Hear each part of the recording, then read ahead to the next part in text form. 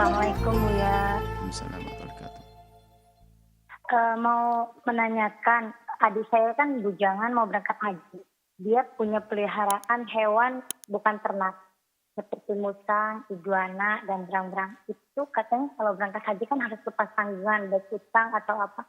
Sedangkan peliharaannya ini dititipkan ke yang sanggup bisa memeliharanya. Itu boleh apa gimana? Apa harus dilepaskan musang itu biar masalahnya sudah jinak gitu. Hewan itu sudah jinak. Apa memang harus dilepaskan ke alam liar lagi atau bagaimana? Terus yang kedua Bu Yahya, eh, mau nanya kalau haji tanpa tarwiyah, haji melaksanakan tarwiyah di daerah Banten ini kan jarang ikut nyari KBIH yang ada program tarwiyahnya, hajinya. Itu kenapa kebanyakan di Indonesia tidak melaksanakan tarbiyah itu bagaimana Bu ya? Itu saja Bu ya. Semoga Bu Yahya panjang umur. Amin. Assalamualaikum warahmatullahi wabarakatuh. Masya Allah. Ini termasuk yang dituliskan di buku sini bagi yang punya binatang buruan. Kalau binatang Cina yang memang dipiara dan aslinya binatang Cina seperti ayam dan sebagainya, boleh. Yang nggak boleh binatang yang asli buruan kemudian dicinakan. Maka binatang semacam ini kan di dalam, kalau kita lagi umroh atau haji, tidak boleh kita mengganggu, memiliki, mengganggu, menangkap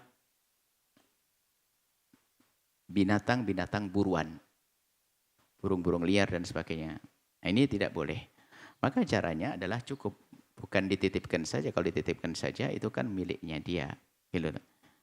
Titipkan akan, tapi memang kalau sudah dia melakukan ihram nanti itu adalah hilang kepemilikannya. Jadi mungkin begini loh biasanya, semacam mahelah, tapi memang harus kita melakukannya.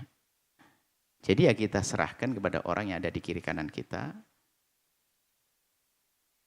Bukan berarti, akhirnya karena itu akan harus terlepas dari hak milik kita, supaya kita di saat melakukan umroh haji itu, kita tidak merengkuh, mengambil, memegang binatang buruan. Lepaskan dari Anda. Serahkan kepada siapa saja, orang yang ada di rumah. Seperti itu. Jadi adalah melepaskan dari Anda, dari kepemilikan Anda. Supaya demi kalau haji tetap sah, cuma nanti kan kena sesuatu atau yang disebut dengan istilah dam dan yang lain sebagainya. Itu binatang buruan. Binatang buruan itulah nanti ada pembahasan. Biarpun dia sudah, kelinci termasuk itu binatang buruan, binatang liar. Biarpun sudah jadi ternak hari ini. Ada jenis-jenis binatang yang kita anggap itu binatang jinak ternak, ternyata itu adalah bukan binatang piaraan, tapi binatang buruan yang sudah dijinakkan. Yang binatang jinak ya binatang bukan buruan ya kambing, sapi dan sebagainya. Seperti itu. Tapi kalau burung-burung yang kita miliki itu semua adalah binatang-binatang buruan yang harus kita jauhkan dari kepemilikan kita di saat kita melaksanakan ibadah haji. Dan di sini nanti ada pembahasan juga yang cukup panjang, mohon tetap diikuti, kurang lebihnya seperti yang kami sebutkan tadi. Jadi dan pertanyaan yang bagus itu untuk orang-orang yang haji, kadang-kadang kita terlupakan urusan semacam ini. Makanya di sini juga kami ingatkan dalam bab perhatian di dalam buku ini. Perhatian agar waspada yang punya binatang-binatang di rumahnya. Cuman kadang lupa, ustadz pun lupa. Nah, yang namanya karena hajinya setahun seumur hidup sekali, jarang melakukan haji, sering lupa, wajar lupa. Tinggal ayo sekarang diingatkan, terima kasih diingatkan, tapi sebentar lagi masuk Muharramatul Ihram, nanti ada keharaman di dalam ihram, seperti itu. Yang kedua apa tadi? Apakah haji tanpa tarwiyah boleh atau tidak, Bu ya? Tarwiyah itu menanti. Jadi biasa puasa sebelum Arafah, puasa tarwiyah. Tarwiyah itu adalah orang pada menanti-nanti Arafah tiba. Jadi tidak harus. Jadi kalau di sini kan biasanya orang bersiap-siap menyiapkan diri untuk menuju Arafah. Biasanya puasa di sini. Ada puasa tarwiyah sebelum Arafah. Kemudian setelah itu besok sudah tidak lagi berpuasa. Itu adalah sunnah. Sunnah ya, kalau ada orang tidak melakukan, ya tidak apa-apa. Perlu pembiasaan saja puasa tarwiyah barangkali. Cuman itu bukan termasuk sunnah yang dikukuhkan seperti puasa Arafahnya. Puasa Arafahnya puasa yang dikukuhkan bagi yang puasa Arafah yang tidak haji.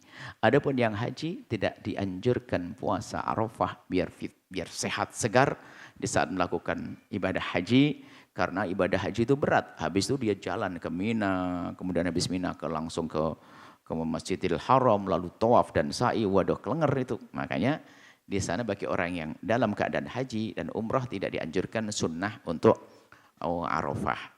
Nah bisa jadi tarwiyahnya jadi menjadi iya karena sebelum masuki ibadah inti namanya Arafah. Tapi kalau puasa di hari Arafah tetap mendapatkan kesunahan, tapi tidak sekuat dianjurkannya orang yang di luar haji. Seperti itu. Kalau luar haji, iya kita disunahkan untuk puasa Arafah. Itu saja, wallahu a'lam bishawab. Sahabat Al-Bahjah TV, setelah menyaksikan video ini, jangan lupa bersolawat kepada baginda Nabi Muhammad. Shollu ala Nabi Muhammad. Allahumma sholli alaihi wa ala alihi wa sahbihi.